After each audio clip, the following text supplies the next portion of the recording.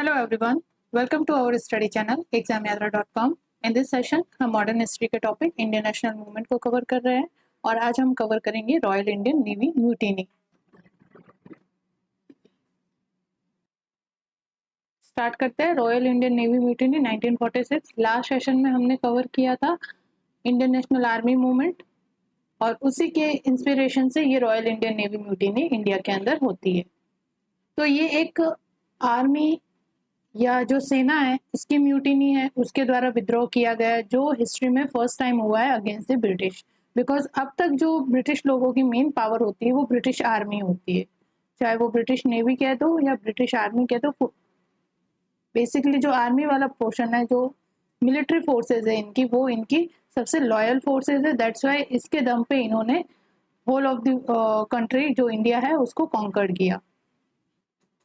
लेकिन अब 1946 आते आते when we are close to 1947 which is the year of independence, तो यहाँ पे बहुत सारे अपसर्ज होने लगते हैं। बेसिकली ये अपसर्ज होते हैं ब्रिटिश एम्पायर के खिलाफ और full of the nationalist spirit.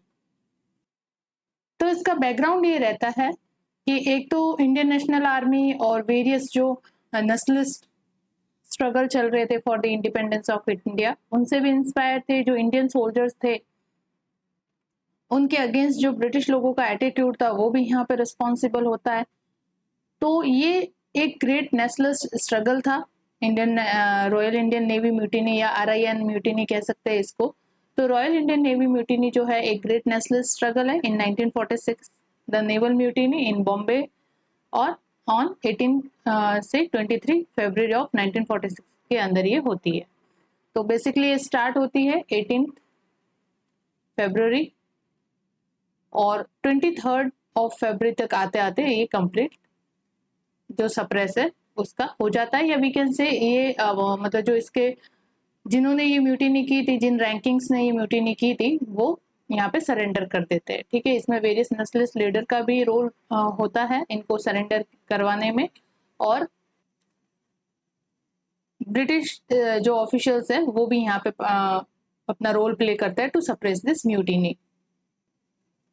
तो रॉयल इंडियन नेवी म्यूटी एक नेशनलिस्ट स्ट्रगल है 1946 में, जो 18 ऑफ फेब से स्टार्ट होता है इन 1946 एंड 23 फेब तक ये एंड हो जाता है। ठीक है, ये इसकी डेट है, आप याद रखना, यहाँ से क्वेश्चन उठ सकता है। बॉम्बे में इसका अपराइजिंग होती है और धीरे धीरे बॉम्बे से लगा के ये कंप्लीट जो सी कोस्टल एरिया है पूरा ब्रिटिश इंडिया का, जो कराची से लगा के पूरा ये मालाबार का तट, कोरोमंडल तट होते हुए पूरा वेस्ट बंगाल तक के जो पूरा एरिया है बे ऑफ बंगाल तक, वहां तक ये फैलता है।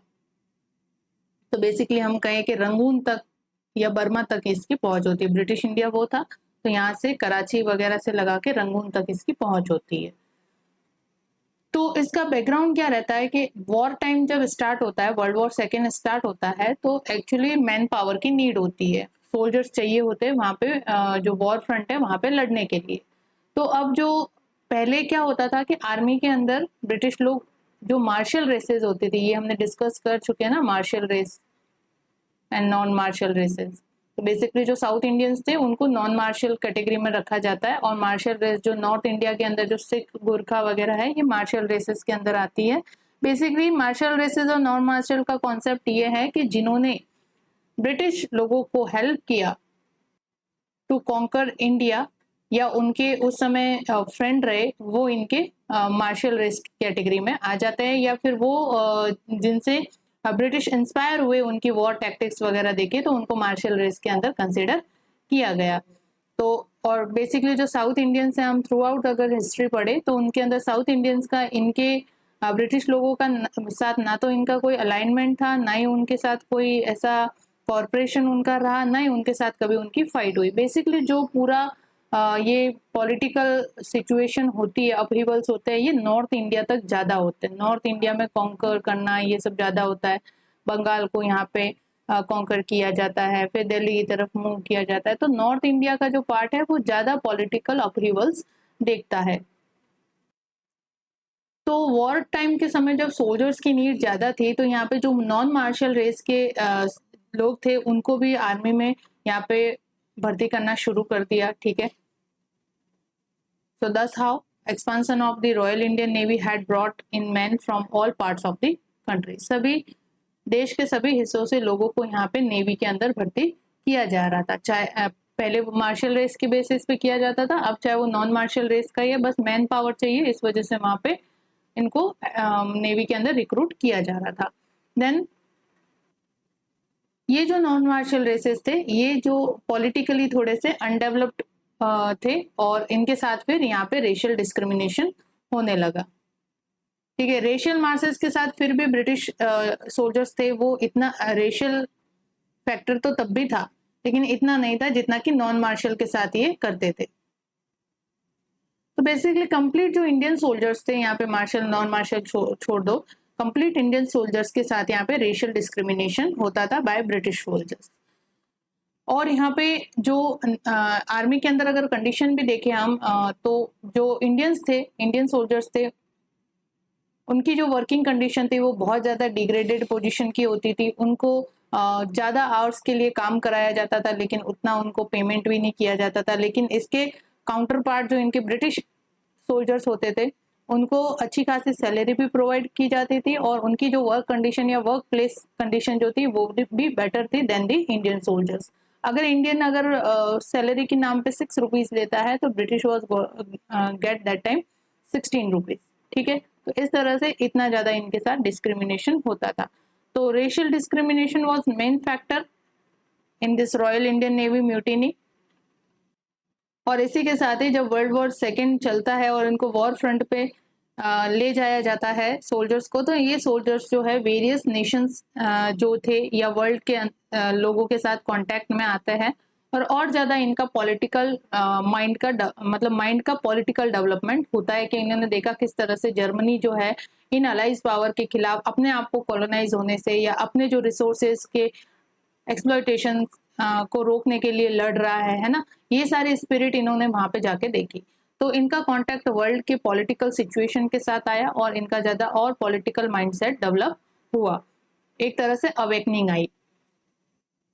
और इसी के साथ ही मेजर अगर इंस्पिरेशन मिला तो इनको इंडियन नेशनल आर्मी मूवमेंट से मिला, आजाद हिंद फौज के ट्रायल से मिला, और जो पोस्ट वॉर पॉपुलर अपसर्जेंस है, मतलब वर्ल्ड वॉर सेकेंड के समय के बाद से जो पॉपुलर अपसर्जेंस रहे, क्विट इंडिया मूवमेंट वगैरह, वो भी एक मेन फैक्टर बनता है in this Royal Indian Navy mutiny के होने में। तो these are some basic ground on the basis of which this mutiny was happened. Now यहाँ हम देखते हैं डेवलपमेंट ऑफ म्यूटिनी, किस तरह से ये डेवलपमेंट होता है इसका। तो एज आई सेड कि ये 18 फरवरी 1946 में ये स्टार्ट होती है बॉम्बे से। रेटिंग्स जो है, रेटिंग्स यहाँ पे बेसिकली आप कह सकते हो जो जूनियर नेवी के ऑफिसर्स होते हैं उनको आप रैंकिंग्स के नाम से जानते हैं, जूनियर नेवी ऑफिसर्स। तो जो रेटिंग्स है वो हंगर स्ट्राइक पे जाते हैं ऑन 18 फेब, ठीक है। हंगर स्ट्राइक पे जाते हैं, कहाँ जाते हैं? बॉम्बे के अंदर कोलाबा जो जगह है, बॉम्बे के अंदर कोलाबा जगह है, कोलाबा में इनका एक सिग्नल ट्रेनिंग एस्टेब्लिशमेंट था, ठीक है। सिग्नल ट्रेनिंग एस्टेब्लिशमेंट था जहाँ पे इनकी ट्रेनिंग वगैरह हुआ करती थी, तो उसका नाम था तलवार।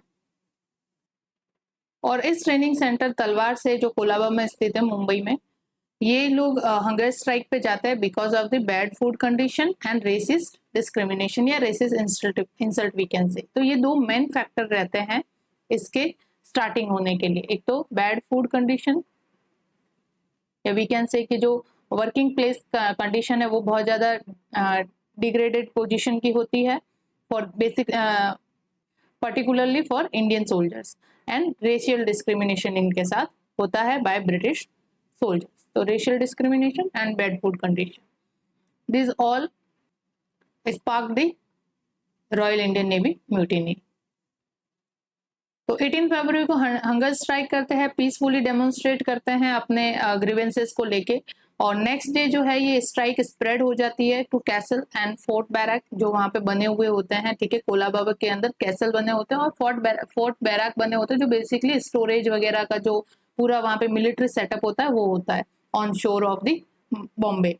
and 22 ships in Bombay harbor and the tricolor का झंडा ये फहराता है जिसके अंदर crescent, hammer and sickle were raised jointly on the mast head of the rebel fleet.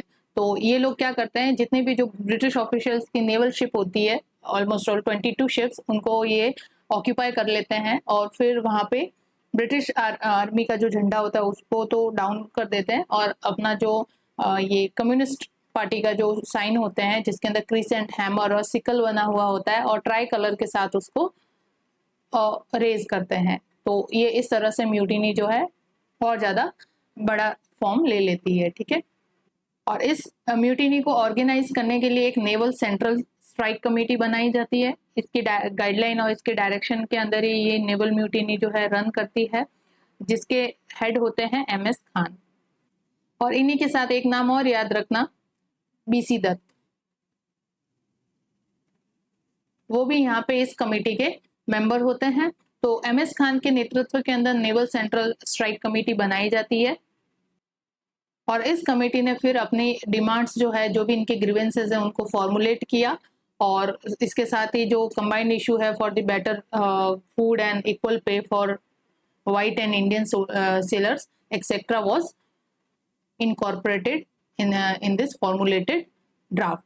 तो नेवल कमेटी के द्वारा एक ड्राफ्ट तैयार किया जाता है जिनके अंदर ये अपनी डिमांड्स को रिप्रेजेंट करते हैं। इसके साथ ही जो एक तो बेटर फूड कंडीशन होनी चाहिए, इक्वल पे होना चाहिए, चाहे वो इंडियंस हो चाहे वो वाइट सोल्जर्स हो या ब्रिटिश सोल्जर हो, उनके लिए इक्वल पे होना चाहिए for the equal hours of work. और इसी के साथ ये डिमांड ये भी रखते हैं कि जो INA के सोल्जर्स है जो वर्ल्ड वॉर सेकेंड के अंदर जो रंगून के अंदर इनको कैप्चर किया गया था, अरेस्ट किया गया था, उनको भी ये रिलीज करे। ठीक है, एंड अदर पॉलिटिकल प्रिजनर्स जो है उनको भी रिलीज करे और विड्रॉल करे इंडियन ट्रूप्स को फ्रॉम द इंडोनेशिया। तो ये सारी डिमांड इन्होंने इन नेवल सेंट्रल स्ट्राइक कमेटी के थ्रू गवर्नमेंट के सामने रखी। तो अब तक जो है 18 फैब से लगा के अब तक जो 20 फैब तक जो ये म्यूटिनी हो रही थी, ये स्ट्राइक के बेस पे हो रही थी और पीसफुल डेमोन्स्ट्रेट ये कर रहे थे। कोई भी वायलेंस इन्होंने अब तक यूज नहीं की थी, किसी भी ब्रिटिश ऑफिशियल के अगेंस्ट इन्होंने हॉस्टिलिटी एग्जीक्यूट नहीं की थी। तो ये पीसफुल डेमोन्स्ट्रेशन चल रहा होता है और इवन गवर्नमेंट के साइड से ऑर्डर भी आता है इनको कि आप पीसफुली स्ट्राइक को अबंडन करें और अपने अपने बैरक के अंदर वापस लौट जाए। तो they were ready to go back okay peacefully. तो आफ्टरनून के अंदर ये ऑर्डर्स को ओबे करते हैं and return to their respective ship of barracks. But वहां पे क्या होता है कि जो ब्रिटिश ऑफिशियल्स है इनको यहाँ पे घेर लेते हैं। ठीक है, सारे म्यूटिनर्स जो होते हैं उन म्यूटिनियर्स को यहाँ पे घेर लिया जाता है ब्रिटिश सोल्जर्स के द्वारा, ब्रिटिश आर्मी गार्ड्स के द्वारा, and next day fighting start हो जाती है।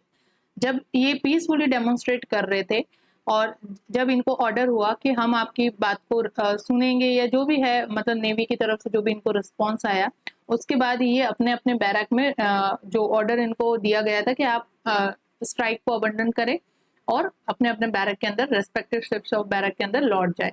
तो ये लौट रहे थे, तभी आफ्टरनून के अंदर जो है इनको जो आर्मी गार्ड्स है, जो ब्रिटिश आर्मी गार्ड्स है, उनके द्वारा इनको घेर लिया जाता है। और जब इनका घेराव किया जाता है, इनके साथ जब वायलेंस स्टार्ट होती है, इनको अरेस्ट करना शुरू होता है वगैरह इस तरह से, तो ये भी फाइटिंग के अंदर उतर जाते हैं। तो इस तरह से 20 फेब के बाद ये म्यूटिनी जो है वायलेंट हो जाती है।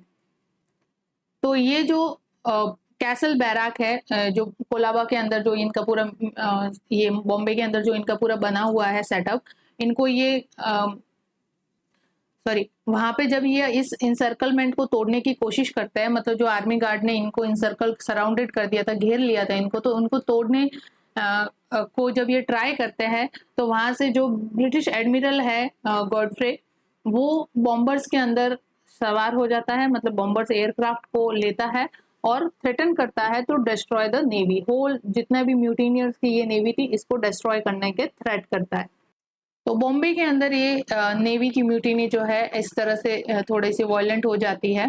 तो ब्रिटिश बेसिकली जो ब्रिटिश आर्मी है या जो ब्रिटिश नेवी है, ब्रिटिश सोल्जर्स इनके ऊपर हॉस्टिलिटी प्ले करने लगते हैं। जैसे इनको घेर लिया, फिर इनको फिर सप्रेस करने की कोशिश की जा रही थी on the point of weapons. लेकिन यहाँ पे बॉम्बे के अंदर एक रिमार्केबल सीन देखने को मिलता है ऑफ द फ्रेटरनाइजेशन, भाईचारे का, जहाँ पे क्राउड जो है वो इन रेटिंग्स की मदद करती है by bringing food for ratings and shopkeeper भी वहां पे इनको इनवाइट करते हैं कि आपको जो चाहिए, जो भी जरूरत है वो हम आपको प्रोवाइड करेंगे। तो इस तरह से जो बॉम्बे के लोग हैं वो भी इन म्यूटिनियर्स का साथ देते हैं, यानी कि यहाँ पे एक रिमार्केबल सीन देखने को मिलता है पैटर्नाइजेशन का। तो गेटवे ऑफ इंडिया यहीं पे मतलब इनका पूरा नेवल सिस्टम यहाँ से ही चलता था। बेसिकली एक हार्बर था, बॉम्बे हार्बर, जहाँ पे इनकी नेवल शिप्स वगैरह सब तैनात रहती थी। तो गेटवे ऑफ इंडिया से इनको फूड की सप्लाई की गई, जो शॉपकीपर थे इनको जो भी जरूरत का सामान लगना था वो इनको प्रोवाइड करवाया गया। तो इस तरह से बॉम्बे के लोगों ने बहुत ही भाईचारे के साथ इन म्यूटिनियर्स की सहायता की या यहाँ पे हेल्प आउट किया इनको। तो ये जो म्यूटिनी है सेम ये ब्लैक सी के अंदर जो रशियन रिवॉल्यूशन, जो फर्स्ट रशियन रिवॉल्यूशन था ऑफ 1905, उस समय के एक नेवल फ्लीट के द्वारा म्यूटिनी की गई थी उसकी याद दिलाता है। ये भी सेम तरीके से स्टार्ट हुई थी। Over the issue of inedible food and patronising crowd had been shot down. तो इस तरह से ये भी एक सेम पैटर्न के रूप में जो रशियन रिवॉल्यूशन के टाइम पे हुआ था नेवल फ्लीट का, उसी तरीके से ये भी हुआ था। तो 20 फेब के बाद जब ये वापस लौट रहे थे अपने अपने बैरक में, तो इनको सराउंडेड कर दिया जाता है ब्रिटिश आर्मी गार्ड्स के द्वारा, और फिर इनको सराउंडेड करके इनकी घेराबंदी कर दी जाती है। तो इनकी सारी जो फूड सप्लाई है वगैरह वो रोक दी जाती है, और ऊपर से इनके ऊपर बॉम्बारमेंट भी करने का थ्रेट किया जाता है। तो इस तरह से ये जो है ये भी वापस रिटेलिएट करते हैं। इन्होंने भी जो नेवल शिप थी उनको ऑक्यूपाई कर दिया था, और ये नेवल शिप के ऊपर आर्टिलरी वगैरह सब थी, तो उनके थ्रू ये वापस रिटेलिएट कर रहे थे। और इसी रिटेलिएशन में जो बॉम्बे की जनता है वो भी इन म्यूटिनियर्स का साथ देती है। तो इस तरह से ये जब लोग इसके अंदर इन्वॉल्व हो जाते हैं इनके साथ, तो ये एक नेशनल स्ट्रगल बन जाता है। और रॉयल इंडियन नेवी म्यूटिनी जो है ये इस वजह से ज्यादा सिग्निफिकेंट है बिकॉज आर्मी के द्वारा, मैंने बताया पहले भी स्टार्टिंग में कि आर्मी के द्वारा या ब्रिटिश फोर्सेस ने कभी भी ब्रिटिश लोगों की लॉयल्टी नहीं तोड़ी। इसके दम पे ही सब कुछ हुआ है, लेकिन ये फर्स्ट टाइम ऐसा एक रिजल्ट देखने को मिल रहा है जहाँ पे अब इनकी जो आर्मी है, जो इनका जो मिलिट्री फोर्स है वो इनके अगेंस्ट हो रहा है। तो इस वजह से यहाँ पे ब्रिटिश लोगों को भी क्लियर एक सिग्नल मिल चुका था कि अब इंडिया को फोर्स के बलबूते या फोर्स के बेसिस पे और ज्यादा होल्ड करना पॉसिबल नहीं है। तो अच्छा यही होगा कि हम पीसफुली और डिग्निटी के साथ इंडिया को पावर ट्रांसफर कर दे और यहाँ से पीसफुली जो है अपना विड्रॉल कर ले। इसके अंदर तो होगी भलाई, क्योंकि जो मतलब इनकी भी फिर सराहना होगी और ये अपने आप को जस्टिफाई कर सकते हैं विद दिस स्टेटमेंट कि now Indians are capable enough to draw their constitution and can to run their government.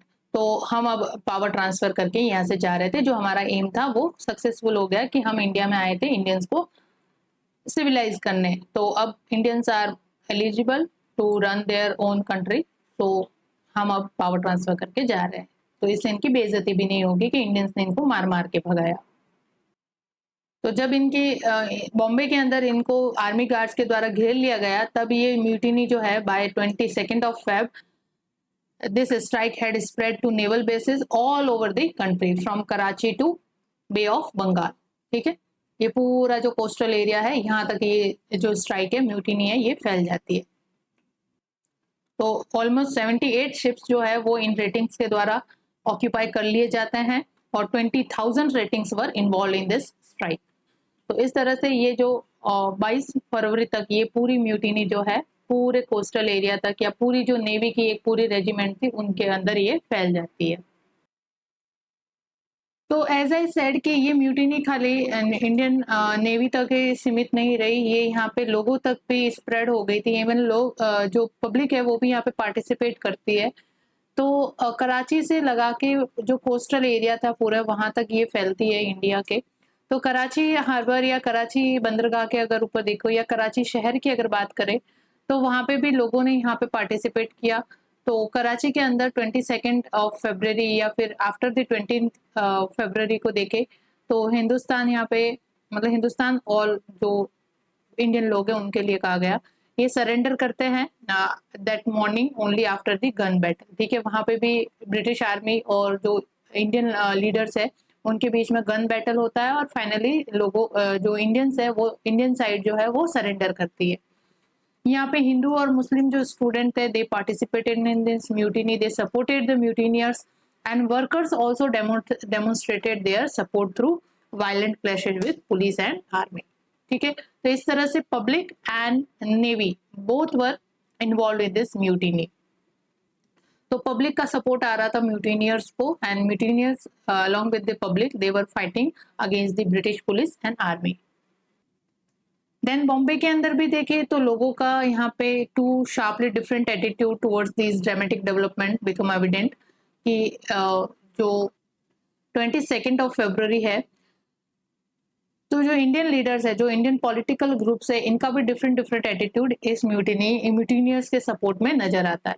जहाँ पे बॉम्बे में सीपीआई और जो कांग्रेस सोशलिस्ट लीडर है वो इस म्यूटिनी को सपोर्ट करते हैं, म्यूटिनियर्स के ग्रीवेंसेस को सपोर्ट करते हैं। और सीपीआई जो है वो बॉम्बे के अंदर लोगों को जो मतलब सीपीआई यानी communist Party of India, communist Party of India की मेन जो रीच रहती है वो वर्कर्स और ये जो मेन फोर्स होती है उनके ऊपर रहती है, वर्कर्स एंड लेबर के पीजेंट वगैरह। तो उनको मोबिलाइज करती है और उनको एड्रेस करती है टू सपोर्ट दिस म्यूटिनी और जनरल स्ट्राइक के लिए लोगों को अरेंज करती है, यानी कि they called for a general strike. And then यहाँ पे कांग्रेस सोशलिस्ट लीडर अगर कहे लाइक अरुणा आसफ अली जो है इनके मेन लीडर है एंड अच्युत पटवर्धन।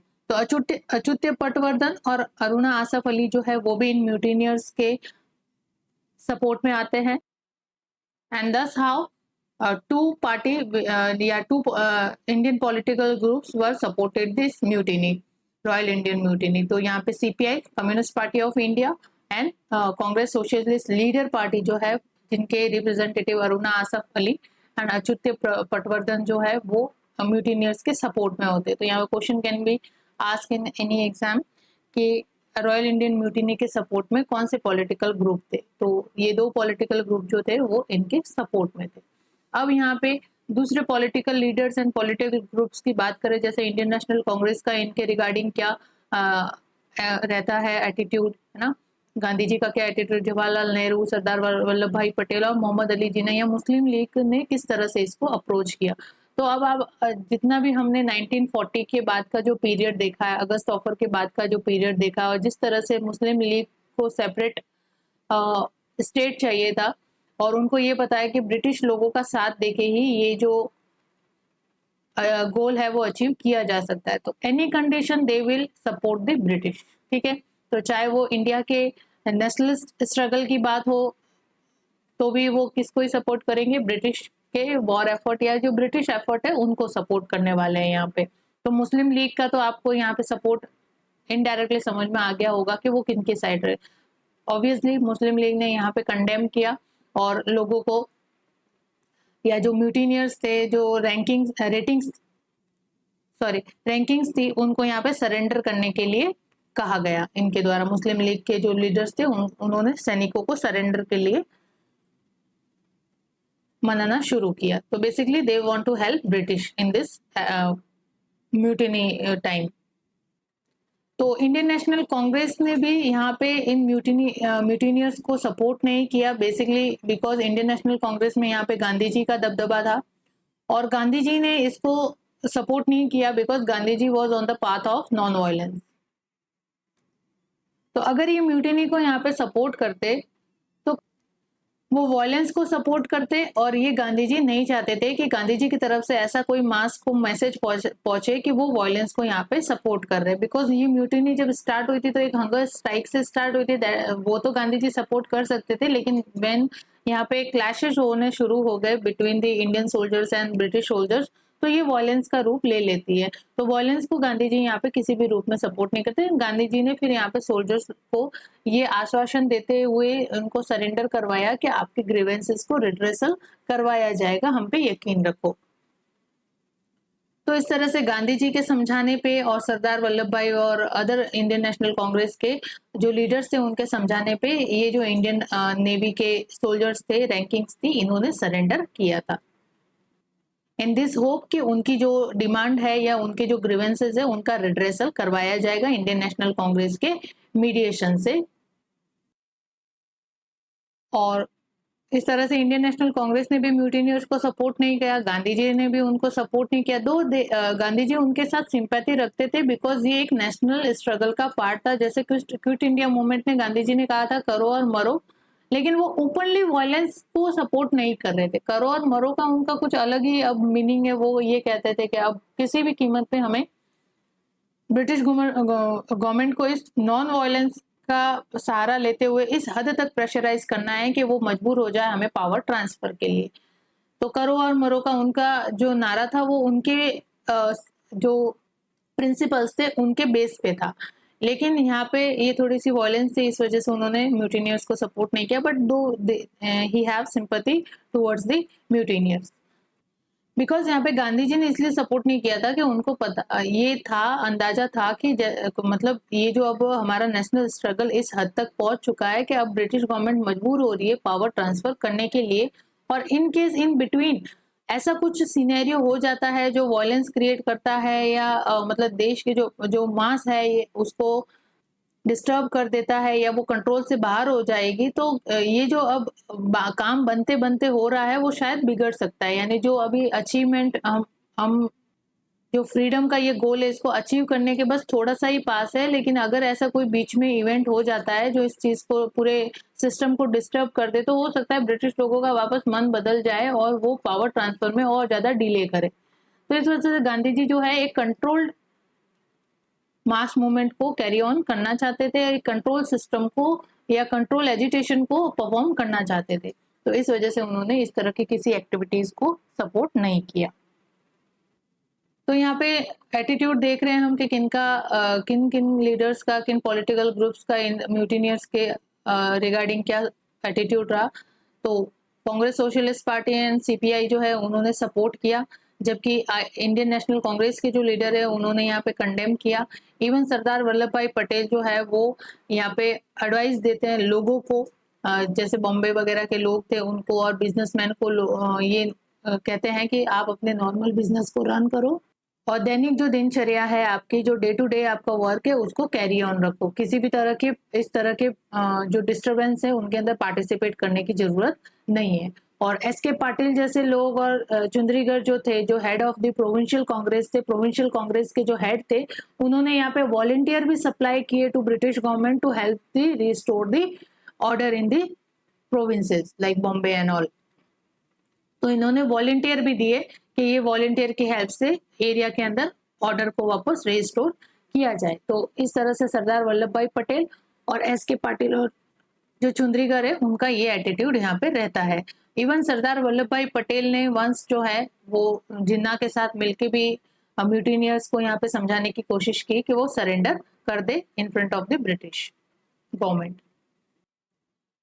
फिर भी यहाँ पे कांग्रेस और लीग के अपोजिशन के बावजूद भी बॉम्बे के अंदर मास लेवल का डाउन टूल्स होता है, यानी कि लोग जो है वहाँ पे मील्स वगैरह जो है वो क्लोज कर दी जाती है, वॉयलेंस होती है on the street, fighting with the crowds, erecting roads blocks, road को ब्लॉक किया जाता है। ठीक है, मतलब पुलिस और आर्मी के और पब्लिक के बीच में यहाँ पे क्लैशेस होते हैं। यानी जो पब्लिक है बेसिकली सीपीआई और जो कांग्रेस सोशलिस्ट पार्टी है उनके जो सपोर्टर थे वो यहाँ पे सड़कों पे उतर जाते हैं, रोड ब्लॉक्स करते हैं और पब्लिक जो आर्मी और पुलिस है उनके साथ उनका क्लैश होता है। तो बॉम्बे का जो परेल और रेलिसल रोड वाला जो एरिया है यहाँ पे इन एरिया के अंदर ये मास मोबिलाइजेशन ज्यादा देखने को मिलता है, क्राउड्स की तरफ से ये वायलेंट एक्टिविटीज ज्यादा देखने को मिलती है। और ये जो एक्टिविटी है ये फाइटिंग और clashes with the police and army ये 2 दिन तक कंप्लीट चलती है आफ्टर द 22 ऑफ फरवरी, या we can say on 22 of February start होती है तो 2 दिन चलती है, यानी कि जब तक कि ऑर्डर वापस रिस्टोर नहीं किया जाता है बाय द ब्रिटिश गवर्नमेंट। और बॉम्बे में तो यहाँ तक कि ऑर्डर जो लॉ एंड ऑर्डर है उसको रिस्टोर करने के लिए आर्मी की 2 बटालियन की जरूरत हुई थी, यानी कि 2 बटालियन लगी थी again restore the order in this area. और ऑफिशियल कैजुअलिटी फिगर देखे तो वो थे around 288 civilians were killed and 1046 were injured. तो मेनली अगर हमने सेंटर देखे, इसका सेंटर जो इस म्यूटिनी का रहा वो कौन सा एरिया रहा? बॉम्बे। दो इट स्प्रेड कंट्री वाइड, लेकिन जो मेजर एक्टिविटी हुई वो बॉम्बे के अंदर हुई। तो इस तरह से हमने देखा किस तरह से म्यूटिनी डेवलप हुई। 18th ऑफ फेब से डेवलप होके ये 23rd एंड 24th फेब तक ये चलती है। फाइनली 23rd 24 फेब तक आते आते गांधी जी और उनकी हेल्प से जो म्यूटिनियर है वो सरेंडर करते हैं। अब हम देख लेते हैं responses of the nationalist leadership, यानी जो नेशनलिस्ट लीडरशिप थे या जो नेशनल पॉलिटिकल ग्रुप्स थे उनका क्या यहाँ पे रिएक्शन रहता है टुवर्ड्स दिस म्यूटिनियर्स या दिस म्यूटिनी। तो Patel help for once by Jinnah, यानी सरदार वल्लभ भाई पटेल और जिन्ना ने यहाँ पे दोनों ने मिलके इन रेटिंग्स को परसुएट किया फॉर द सरेंडर। ठीक है, टू सरेंडर उनको परसुएट किया। जिन्ना और पटेल ने मिलके इन जो इंडियन ऑफिसर्स थे या जो इंडियन सोल्जर्स थे उनसे मिलके बात की और उनको सरेंडर के लिए यहाँ पे मनाया। और 23 फरवरी को 23rd of February giving an assurance that national parties would prevent any victimisation, और उनको ये आश्वासन दिया कि आपकी किसी भी तरह से आपको प्रोसिक्यूट नहीं किया जाएगा, आपके ऊपर कोई कार्रवाई नहीं की जाएगी, आपके जो ग्रीवेंसेस है उनका रिड्रेशल करवाने का पूरा हम कोशिश करेंगे, बस आप क्या कर दो यहाँ पे सरेंडर कर दो। ठीक है, तो पटेल और जिन्ना के दोनों के कोलैबोरेशन से या दोनों के कंबाइंड परसुएशन से ये सरेंडर के लिए म्यूटिनियर्स जो है वो राजी होते हैं। देन अगर नेहरू जी की बात करें, नेहरू जी ने यहाँ पे अरुणा आसफ अली जो कांग्रेस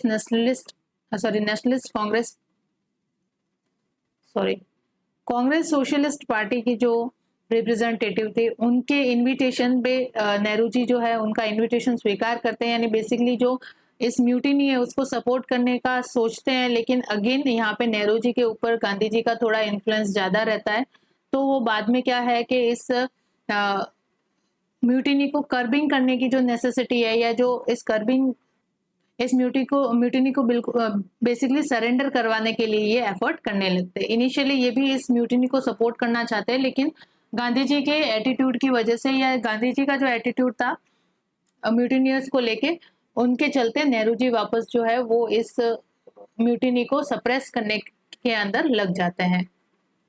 सप्रेस क्या, बेसिकली इसको इस जो म्यूटिनी है उसको स्टॉप करवाने में लोगों जो म्यूटिनियर्स थे उनको सरेंडर करवाने के एफर्ट में लग जाते हैं।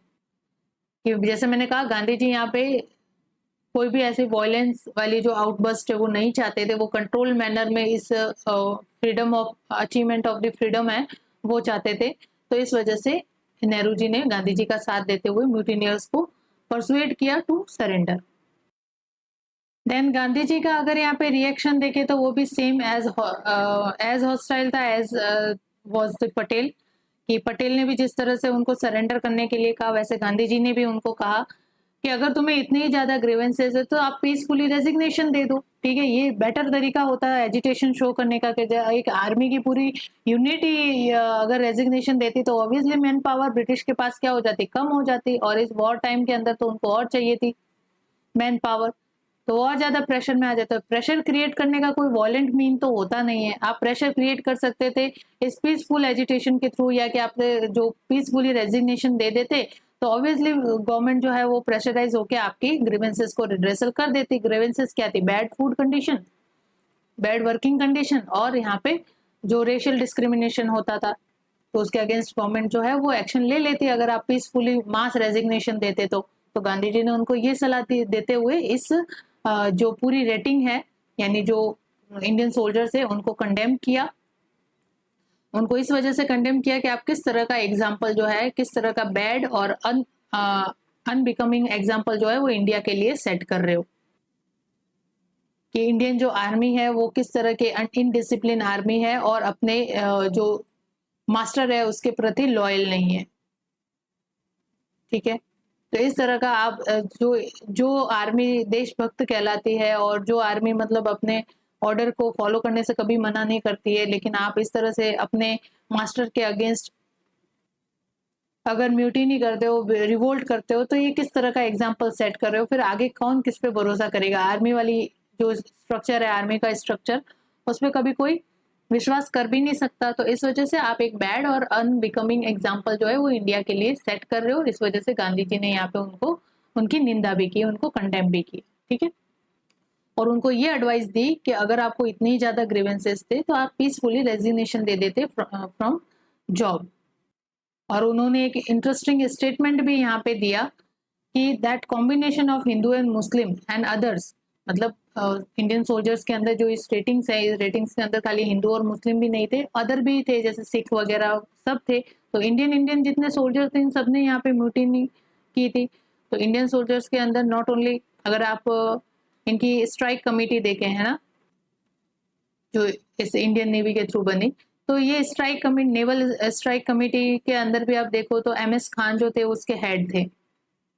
लेकिन इसके एक और थे जो BC दत्त जो थे, वो उसके मतलब वाइस प्रेसिडेंट, जैसे ये प्रेसिडेंट तो ये वाइस प्रेसिडेंट, तो ये हेड, तो ये सब हेड, मतलब जो भी है इनका सबऑर्डिनेट हो गए। तो BC दत्त और MS खान ने दोनों ने मेजर रोल प्ले किया था to organise all this mutiny. तो BC दत्त और खान दोनों ही हिंदू मुस्लिम है, ठीक है। और अदर भी जो लोग होंगे वो यहाँ पे इन्वॉल्व होंगे, जो सिख ईसाई वगैरह इन अलग अलग कम्युनिटीज बिलोंग करते होंगे, गुरखास वगैरह, है ना। तो अगर वॉयलेंस करने के लिए या वॉयलेंट एक्टिविटी को परफॉर्म करने के लिए अगर ये कॉम्बिनेशन बनता है हिंदू मुस्लिम और अदर्स का, तो ये एक अनहोली है, अपवित्र है, गांधी जी ने ये कहा, ठीक है। अगर हाँ ये कॉम्बिनेशन कुछ देश के लिए अचीवमेंट करने के लिए था या एक गुड एग्जाम्पल सेट करने के लिए होता, तो ये कॉम्बिनेशन सबसे बेस्ट होता। लेकिन ये वॉयलेंस एक्टिविटी करने के लिए और इस तरह से इनडिसिप्लिन एक्टिविटी करने के लिए अगर ये कॉम्बिनेशन फॉर्म हुआ है, तो ये बिल्कुल ही क्या है, अनहोली है। तो इस तरह के स्टेटमेंट से गांधी जी ने इन म्यूटिनियर्स को कंडेम किया यहाँ पे। देन यहाँ पे अरुणा आसफ अली, जो कांग्रेस सोशलिस्ट पार्टी की रिप्रेजेंटेटिव है, उसने तो इस म्यूटिनी को सपोर्ट भी किया था, ठीक है। और उसने ये भी कमेंट किया था कि जिस तरह से कांग्रेस कह रही है म्यूटिनियर्स को कि आप रिजाइन कर दो, है ना, जैसे गांधी जी ने स्टेटमेंट दिया और गांधी जी ने कहा कि अगर आपको ग्रीवेंसेस थे तो आप पीसफुली रिजिग्नेशन दे देते, है ना, रिजाइन कर देते अपनी जॉब से। तो अरुणा आसफ अली ने उनको उनका काउंटर करते ये कहा कि जब कांग्रेस के जो लोग हैं, कांग्रेसमैन जो है, they themselves were going to the legislature, okay, and asking rating to give up their jobs, यानी कि खुद तो यहाँ पे ब्रिटिश गवर्नमेंट की जो जॉब है लेजिस्लेशन के अंदर, वो तो एक्चुअली वो जॉब ही एक तरह से, तो लेजिस्लेचर को आप तो वहां पे ज्वाइन कर रहे हो, लेकिन रेटिंग्स को कह रहे हो कि आप जॉब से गिव अप करो या ब्रिटिश गवर्नमेंट को यहाँ पे म्यूटिनी ना करके सपोर्ट करो। तो अगर आपको ब्रिटिश गवर्नमेंट को प्रेशराइज करना ही है, तो आप खुद क्यों नहीं लेजिस्लेशन के अंदर जाने से रेजिग्नेशन दे दे? आप भी एक मास रेजिग्नेशन दे दो, लेजिस्लेचर फेल हो जाएगा, आगे जो कॉन्स्टिट्यूशनल फ्रेमिंग की बातें हैं वो फेल हो जाएगी, ठीक है ना। और ब्रिटिश गवर्नमेंट को एडमिनिस्ट्रेशन रन करने के लिए आपकी नीड होगी, वो प्रेशराइज होगी, तो आपके साथ बैठ के निगोशिएट करेगी। तो आप रेटिंग को समझाने की वजह से खुद को क्यों नहीं समझा देते? आप तो खुद तो जाके लेजिस्लेचर को ज्वाइन कर रहे हो, जबकि रेटिंग कह रहे हो कि आप अपनी जॉब से गिव अप कर दो, रेजिग्नेशन दे दो। तो ये कॉन्ट्राडिक्शन हो जाता है एक्शन का।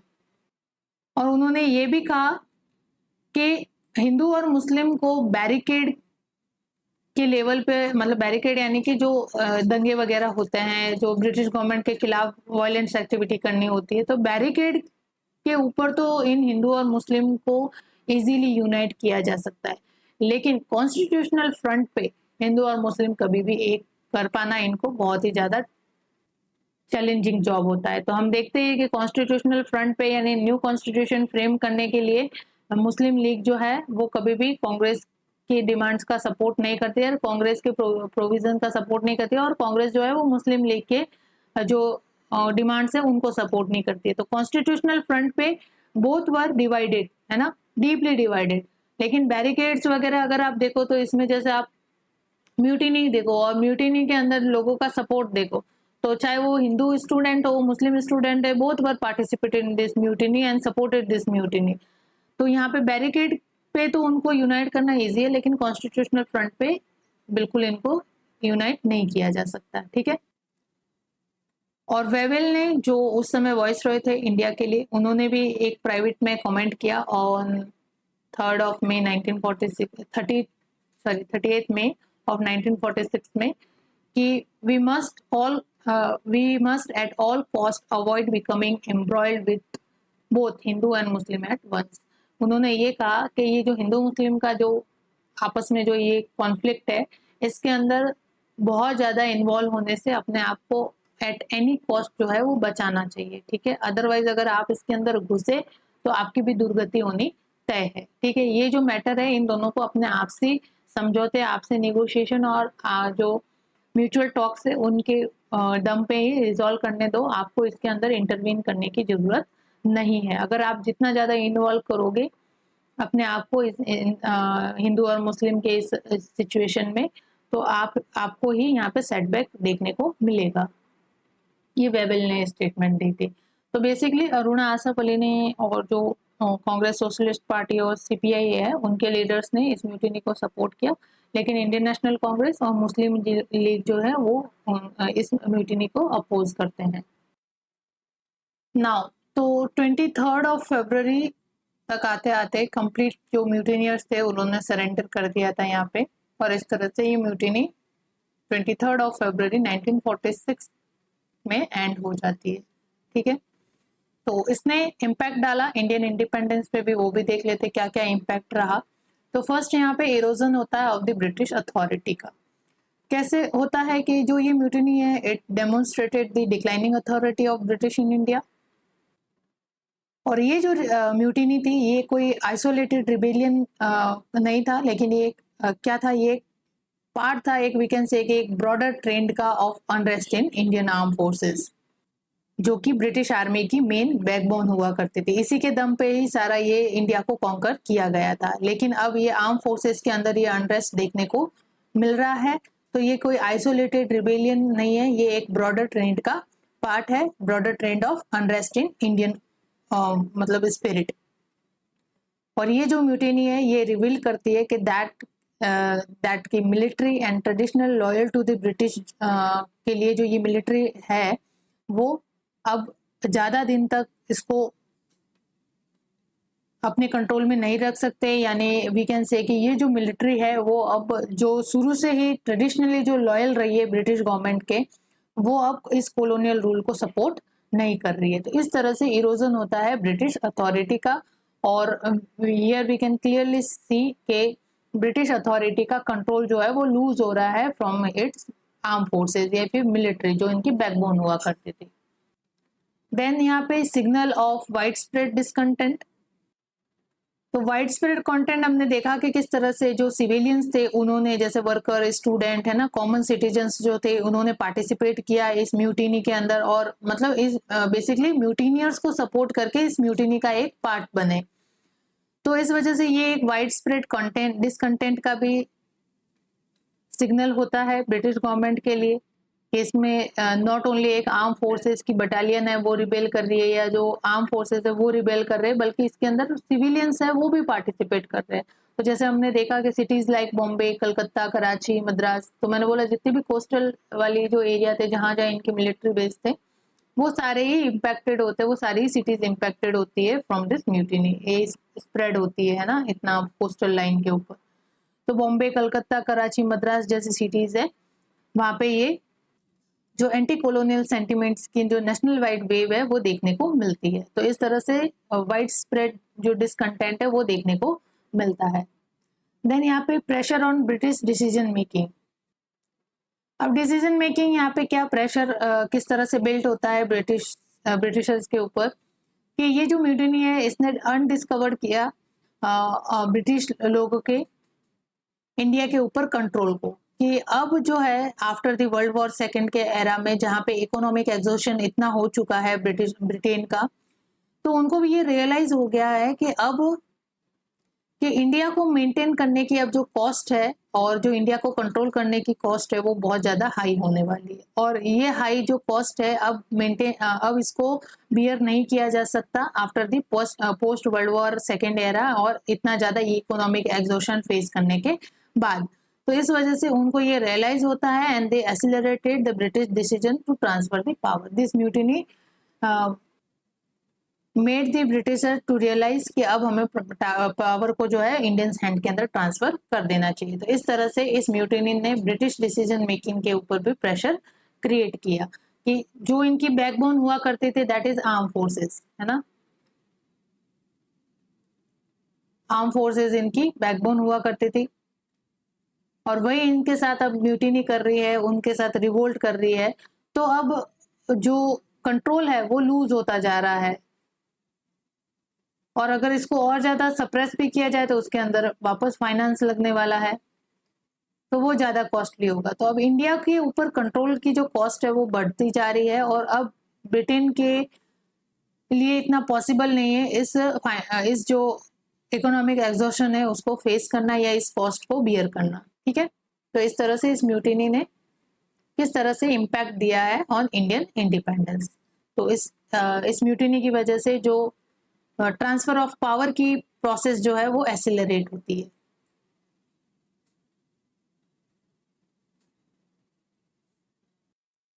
Then impact on influence on Indian leadership. हाँ, इंडियन लीडरशिप पे भी कैसे इन्फ्लुएंस क्रिएट करती है कि भले इंडियन पॉलिटिकल लीडर जो थे like Mahatma Gandhi, Jawaharlal Nehru did not fully supported this mutiny but largely because they were committed to non violence path, है ना, फॉर द इंडिपेंडेंस। वो इंडिया की इंडिपेंडेंस को नॉन वायलेंस के पाथ को यूज करते हुए ही अचीव करना चाहते थे, वायलेंस मीन से यूज नहीं करना चाहते थे। लेकिन उसके बावजूद भी जो अनजस्टिस हुई है विद दिस रेटिंग्स उसको तो उनको रिजॉल्व करवाना ही था, है ना। तो गांधी जी ने यहाँ पे जो इंडियन सोल्जर्स के साथ इनजस्टिस हुआ है कि उनको लोअर सैलरी दी जाती है then the their British counterpart and also they were not enjoying the good food condition, है ना। तो ये सारे जो अनजस्टिस हुआ है उनके साथ, तो ये जो इनजस्टिस है वो उनका तो रिड्रेसल गांधी जी यहाँ पे करवाते हैं, ठीक है ना। और ये इस म्यूटिनी को एक तरह से मतलब रिकॉग्नाइज भी करते हैं और उसको सिंबलाइज करते हैं कि ये एक इंडियन फ्रस्ट्रेशन है, ठीक है, और इंडियन लोगों का फ्रस्ट्रेशन है। इस वजह से ब्रिटिश गवर्नमेंट को प्रेशराइज किया जाता है कि अब तो आपकी आर्मी भी जो है आपसे दगा कर रही है, तो आप पावर ट्रांसफर की जो प्रोसेस है वो अच्छा रहेगा कि एक्सेलरेट करते और जल्द से जल्द पावर जो है वो इंडियंस के हैंड में ट्रांसफर कर दे। और जैसे कि सरदार वल्लभ भाई पटेल और जो अदर नेशनलिस्ट लीडर है उन्होंने भी इन म्यूटिनियर्स को सरेंडर करवाने के लिए परसुएड किया था, लेकिन वो भी ये समझ गए थे, उनको भी ये रिकग्नाइज हो गया था कि British could not longer ignore Indian demands. तो इस तरह से इस म्यूटिनी का इंडियन लीडरशिप पे भी इस तरह से इन्फ्लुएंस रहता है। Then impact on arm forces कि इस म्यूटिनी ने यहाँ पे जो ब्रिटिश है उनके मन में एक डर पैदा कर दिया था कि जिस तरह से ये म्यूटिनी यहाँ पे हुई है और जिस तरह से ये स्प्रेड हो रही है, कहीं जो अदर सेगमेंट है of the Indian arm forces वहां पे भी ये म्यूटिनी जो है अपना असर ना दिखा दे, ठीक है। उनको ये लग रहा था कि arm forces might also rebel leading to complete collapse of military control. और ये म्यूटिनी यहाँ पे क्लियर सिग्नल दे रही है ब्रिटिश लोगों को कि उनकी जो अथॉरिटी है that were rapidly eroding and even among the forces crucial to maintaining a law and order problem। तो इस तरह से इस म्यूटिनी ने जो other segment of the arm forces है उनके ऊपर भी इम्पैक्ट डाला, उनको भी रिवोल्ट करने के लिए या उनको भी ब्रिटिश गवर्नमेंट के अथॉरिटी के अगेंस्ट जाने के लिए प्रोत्साहित किया। Then it setting the precedent for the future rebellion, यानी कि इसने अपनी एक फ्यूचर रेजिस्टेंस के लिए एक प्रेसिडेंट एग्जाम्पल सेट किया कि अगर ऑर्गेनाइज वे में और लार्ज स्केल बेस पे अगर आप ये म्यूटिनी अगर कैरी ऑन करते हो तो ब्रिटिश रूल को चैलेंज पोज करना इजी हो सकता है। यानी वी कैन से कि यहाँ पे it was seen as a inspiration for other section of the society to demand an end to British rule. और इसने साइकोलॉजिकल ब्लो भी दिया ब्रिटिश मोराल को, यानी कि एक टाइम पे ये कहा जाता था कि जो इंडियन सेलर्स जो थे या जो इंडियन आर्मी, इंडियन पुलिस में जितने भी ये इंडियन सोल्जर्स थे ना, वो बहुत लॉयल होते थे इनके लिए, है ना, वो हमेशा से उनके ब्लड लाइन में ये है। जब वो राजा महाराजाओं के अंडर में काम करते थे तो उनके लिए वो बहुत ज्यादा रॉयल रहते थे, लेकिन बाद में जब ये ब्रिटिश के अंडर रिक्रूट होने शुरू हुए तो ब्रिटिशर्स के लिए ये मतलब लॉयल रहते थे। तो बेसिकली जो इंडियन सेलर्स थे या जो सोल्जर्स थे, उनको बहुत ज्यादा लॉयल और ओबीडियंट सर्वेंट माना जाता था ऑफ द क्राउन। लेकिन अब ये ओपनली रिबेलिंग कर रहे हैं, ओपनली चैलेंज पोस्ट कर रहे हैं, तो इस चैलेंज ने, इस म्यूटिनी ने एक साइकोलॉजिकल ब्लो दिया ब्रिटिशर्स को, and it was clear signal that कि British empire was losing control, and this losing control was not just politically and economically but also in term of we can say कि basic law and order के terms में भी ये अपना control जो है खोते जा रहे हैं। तो इस तरह से इस म्यूटिनी ने साइकोलॉजिकल ब्लो दिया to British morale. And finally acceleration of British exit, यानी कि इन सभी, इस म्यूटिनी के जितने भी ये इफेक्ट है, इसने जो पावर ट्रांसफर की या British withdrawal from the India की जो प्रोसेस थी उसको एसिलरेट करने में बहुत हेल्पफुल रोल प्ले किया है। और फाइनली यहाँ पे वर्ल्ड वॉर सेकेंड का भी एंड होने को होता है और क्लीमेंट एटली जो है वो ब्रिटेन के नए प्राइम मिनिस्टर बनते हैं जो लेबर पार्टी से होते हैं, और वो ब्रिटिश के जो इंडियन डिमांड्स है, यानी इंडियन लोगों की जो फ्रीडम की डिमांड है, उनके सपोर्टर भी होते हैं। और फाइनली जो ये पावर ट्रांसफर की जो प्रोसेस है उनको क्लीमेंट एटली के द्वारा प्रोसेस किया जाता है, ठीक है। और फिर इस म्यूटिनी के बाद 1946 के बाद, इस म्यूटिनी के बाद तुरंत जो है वो कैबिनेट मिशन को भेजा जाता है इंडिया के अंदर, एक हाई लेवल का मिशन होता है, और कैबिनेट मिशन के थ्रू ये power transfer in Indian hands की जो प्रोसेस है उसको स्टार्ट किया जाता है। तो ओवरऑल जो ये RIN म्यूटिनी है was not just the sole cause of Indian independence, but we can say it was crucial factor that accelerate the process of power of transfer. और इस तरह से ये म्यूटिनी एंड होती है, लेकिन ये एक पहला ऐसा एग्जाम्पल था जहां पे आर्म फोर्सेस की रिबेलियन को पब्लिक और सिविलियंस जो है वो भी ज्वाइन कर रहे हैं, ठीक है। तो आर्म फोर्सेस पर सिविलियन यहाँ पे पहली बार देखने को मिल रहे हैं, दोनों हैंड ज्वाइन करते हुए कॉलोनियल पावर के अगेंस्ट अपना हेड जो है वो रेज कर रहे हैं, ठीक है। तो ये थी रॉयल इंडियन म्यूटिनी और उसके इम्पैक्ट ऑन इंडियन इंडिपेंडेंस, और ये सेशन हम यही एंड करते हैं। I hope you like this session. Please do like, share and comment to our YouTube channel, that is examyatra.com, and stay tuned till the next session. Thank you.